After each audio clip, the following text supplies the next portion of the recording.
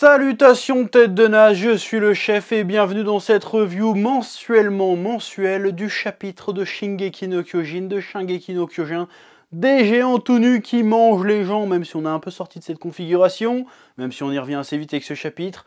Voilà, et encore une fois, un chapitre assez riche, assez dense, assez subtil aussi, qu'il va falloir analyser. Ouais. Oui, parce qu'on m'a dit que je travaillais pas assez mes reviews. Alors du coup là je vais te faire une vidéo travaillée. Ah, tu veux de la review travaillée, tu vas en avoir mon con.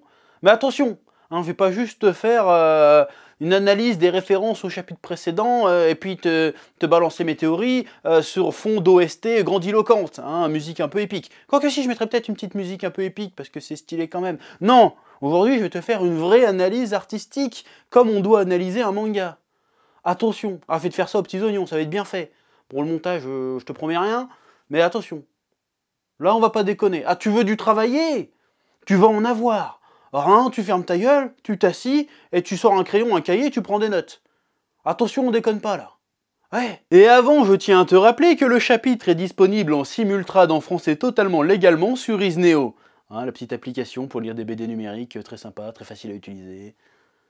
Ouais. Alors que le chapitre 122 se terminait sur un cliffhanger titanesque... Oui, par contre, il y aura toujours de l'humour de merde. Ah, ça, c'est obligé. Au cours duquel Eren enclenchait son funeste projet de grand terrassement, ce chapitre 123 commence étonnamment par un flashback du bataillon d'exploration qui part explorer le continent de Mar. Isayama utilise ici une technique scénaristique qui s'apparente un peu au slow burn, hein, qui est une technique complexe, qui n'a pas vraiment de définition précise, hein, c'est plus un genre de contexte, une mouvance. Pour la faire simple, les histoires en mode slow burn, c'est des histoires qui montent crescendo vers un climax explosif, en prenant leur temps, qui vont à leur rythme, tant et si bien qu'on pourrait avoir l'impression, quand c'est pas très bien fait, qu'il ne se passe rien les 3/4 du récit. Mais ça, c'est pour les mauvais. En vrai, un bon slow burn, c'est comme quand tu fais bouillir de l'eau. Faut que la température monte, mais pas trop lentement, sinon ça chauffe pas vraiment, et surtout pas trop vite. Sinon t'en fous partout, et tu te brûles, et c'est chiant. Et la narration de l'attaque des titans, selon moi, repose beaucoup sur ce principe. Il se passe tout un tas de révélations au cours de manga, pour nous amener à un dénouement qu'on nous promet spectaculaire. Et Isayama sait prendre son temps pour y parvenir, afin qu'il soit à la bonne température. Mais en même temps, il faut maintenir un semblant de pression, donc il désamorce quasi systématiquement ses cliffhangers, comme il l'a fait entre le chapitre 119 et 120. Eren se fait décapiter au 119 et tu t'attends au 120 à direct voir le plan de Zeke mais exécution, ou la réaction horrifiée de Mikasa et Armin. Eh ben non! À la place, introspection mystico-temporelle avec l'axe. Donc t'es tout excité parce que tu sais qu'une dinguerie arrive, mais on te la sert pas tout de suite. Il gère le rythme parfaitement ce mec, il est fort. Bref, intéressons-nous donc à ce fameux flashback, qui nous apprend dans un premier temps au moins deux choses. Que le bataillon d'exploration a effectué une mission de reconnaissance en Scred, et en plus de deux, et c'est le plus important, que les Eldiens avaient dans un premier temps des intentions de paix. Bon, ça on le savait plus ou moins, mais au moins là c'est factuel. Et ça, c'est une révélation importante, ça veut dire qu'à un moment donné, même en connaissant plus ou moins l'avenir, Eren a un temps envisagé un autre chemin. Le bataillon explore, s'émerveille devant une voiture, il y a quelques blagues, tout le monde sourit, sauf Eren, qui reste impassible, d'une part parce que lui il a déjà vu tout ça à travers les souvenirs de son père, et de deux, parce que lui connaît l'avenir, et sait ce qu'il va devoir faire, du coup il est pas trop dans le mood. Mikasa ouvre le chapitre en disant qu'en fait, il pensait que Eren avait changé, mais qu'au final, peut-être qu'il a toujours été tel qu'il est, et qu'il faisait juste semblant de ne rien voir. Cette phase est très importante pour comprendre l'idée directrice de ce chapitre, qui pour moi est la fin des illusions. J'aurais pu dire révélation, mais on a déjà eu pas mal de révélations qui étaient plus des révélations sur les mécanismes et réels enjeux de l'univers du manga. Ici, je veux plus parler de révélations entre les personnages. Alors ils connaissent tous plus ou moins les secrets du monde, mais ils ne l'ont pas encore réellement vu, au sens compris, au sens expérimenté. Et ce chapitre amorce non seulement la fin de l'illusion que les persos comme Armin et Mikasa se faisaient d'Eren, mais aussi du monde dans lequel ils vivent. Et cette scène de promenade dans le port montre ça. Quand les Eldiens se baladent et croient que la bagnole c'est un bovin et que le clown prend Rivaille pour un gamin, ok, c'est rigolo, mais c'est surtout pour montrer à quel point ils ne comprennent rien, ils ne sont pas à leur place. Et même si je veux aller plus loin dans la branlette, le passage Rivaille et le clown, j'ai bien l'impression que ça nous dit un peu « Ok Rivaille, t'es un crack d'où tu viens, mais ici les clowns se foutent de ta gueule. Ici c'est toi le clown en fait. Ce monde se fout de votre gueule et vous ne pouvez rien y faire. Vous ne comprenez même pas le bordel. » Puis tout le monde mange sa petite glace, sauf Eren, qui dit que les Eldiens qui vivent dans des camps n'ont pas souvent le plaisir de goûter à des glaces. La glace ici, c'est une métaphore évidente de la liberté. D'ailleurs Eren la prend, mais ne la mange pas, parce qu'il sait que la glace c'est qu'une illusion de la liberté. il n'est pas dupe. N'est-ce pas là une virulente critique de l'hypocrisie occidentale qui se gave de sucreries et qui vit dans l'opulence alors que le reste du monde souffre? Oui, je sais, là j'en fais trop, je me fous carrément de ta gueule. Ah mais quand même, avoue qu'il y a un truc. Hein? Bon, faut quand même qu'on fasse une petite analyse de planche. Je le fais jamais, mais là on va le faire. Ah, tu veux du détaillé, on va détailler, mon con.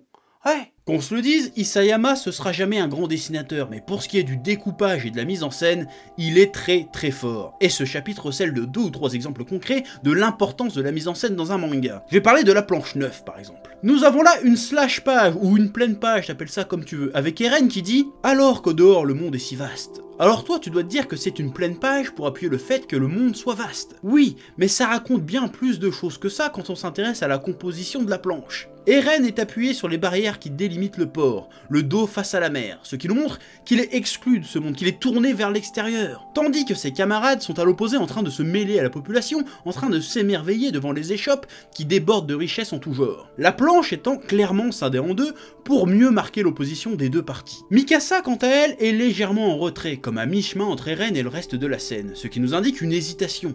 Elle voit la supercherie, elle voit l'illusion, mais elle hésite à faire semblant de ne pas la voir ou non. Puis il y a le petit garçon étranger au presque premier plan qui semble à mi-chemin entre les deux. Justement, parlons-en de ce petit garçon qui tente de voler la bourse de Sacha. D'ailleurs, revoir Sacha, ça fait un petit passement au cœur. Ouais, depuis qu'elle est plus là, j'ai moins la patate.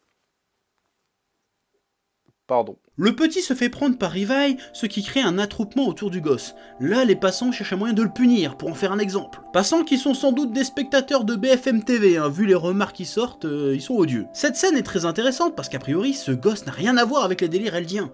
C'est juste un petit crève-la-dalle lambda qui vit dans un camp de réfugiés, qui a voulu goûter aux richesses de ce monde en volant de l'argent.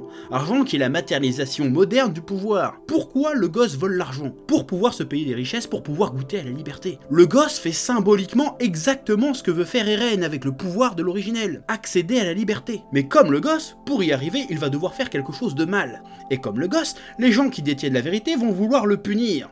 Et là, Eren, il voit quoi? Que ses amis choisissent de sauver le gosse et de lui laisser la bourse. Alors certes, cette scène nous montre que le racisme et la haine de l'autre sont omniprésents dans ce monde, eldien ou pas eldien, qu'en gros, il n'y a pas que les eldiens qui souffrent. Mais c'est surtout une scène dans laquelle Eren, en simple spectateur, assiste à la simulation de ce qu'il ambitionne de faire. Plus tard, quand il voit les conditions de vie du gosse, il comprend que même si ses amis ont soutenu le petit, ils n'ont fait que le maintenir dans une illusion de liberté. Il a reçu quelques pièces, certes, mais il n'est pas plus libre pour autant. Et que fait Eren après ces événements? Il se détache de ses amis. Et là, pourquoi il pleure à ton avis?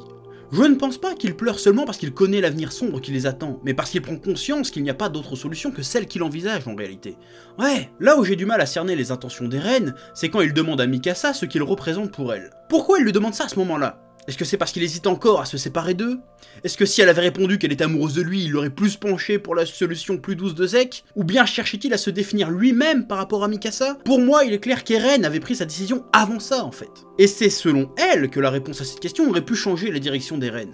Ce n'est pas forcément ce que l'auteur veut dire. Peut-être que l'auteur a voulu évoquer le regret qu'on ressent quand la situation dégénère, quand la situation devient irréversible. Ce point sera sans nul doute éclairci plus tard dans le manga. Puis il passe une dernière nuit avec ses potes et le lendemain, lors du colloque, lorsqu'il entend le mec inciter encore plus de haine envers les habitants de l'île du paradis, il se barre de son côté pour accomplir plus ou moins sa prophétie. Et nous voilà de retour dans le présent, dans lequel Mikasa et Armin assistent au début du grand terrassement, avec Eren qui semble s'être changé en squelette de Diplodocus ou je ne sais quel dinosaure géant.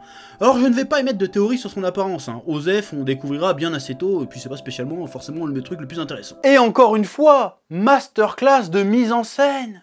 Ouais. Je parle des planches 33 à 40, dans lesquelles Isayama choisit cette fois de jouer avec la taille et le placement des onomatopées. Page 33, les onomatopées du fracas causé par les titans colossaux sont énormes à tel point qu'ils couvrent les bulles de dialogue. Puis les mots d'Armin commencent à être lisibles. Ces onomatopées, ce bruit, cette cacophonie, appuient le fait que Mikasa est perdue et ne comprend pas ce qu'il se passe. Quand elle n'arrive pas à entendre Armin, en fait, elle n'arrive pas à entendre la vérité.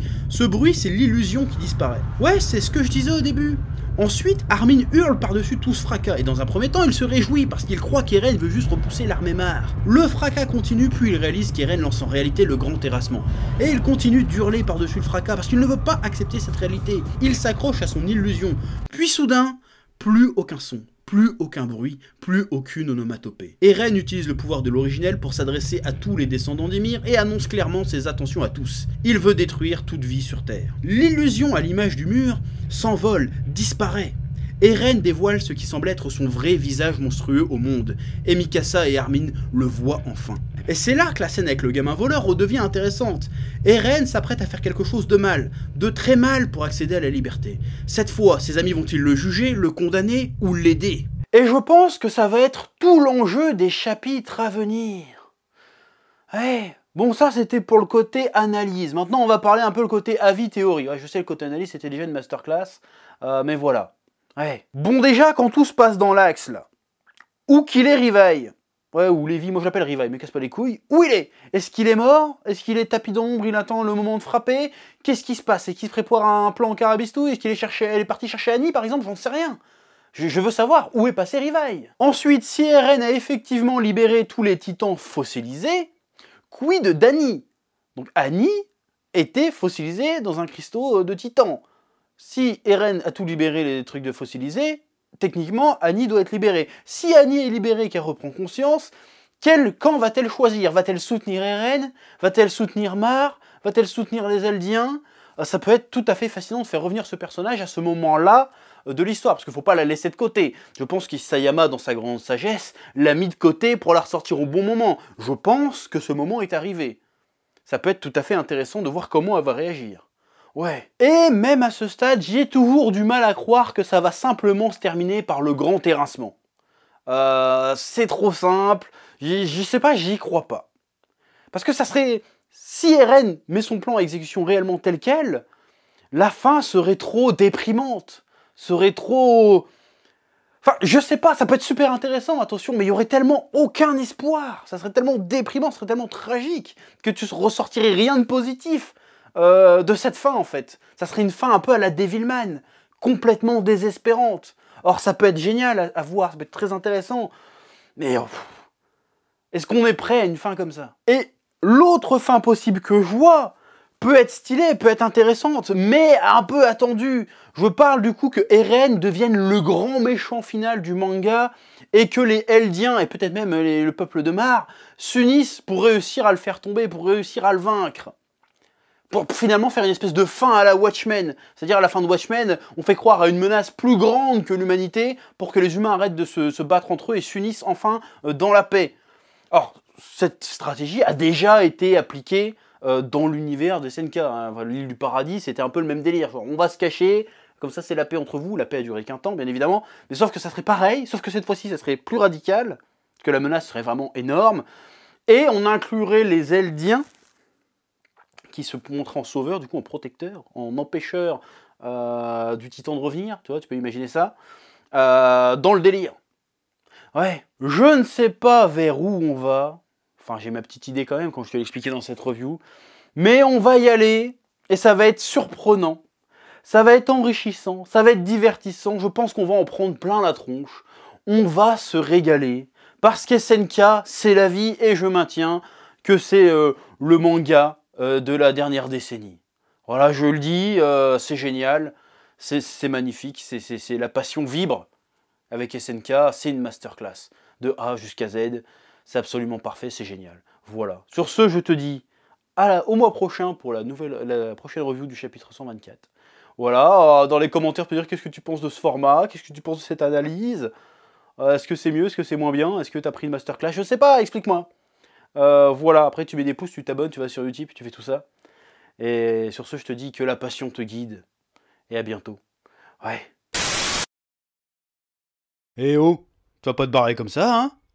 Tu vas laisser un pouce bleu? Un petit pouce bleu, hein? Puis tu regardes aussi les autres vidéos? Parce que voilà, tu t'abonnes?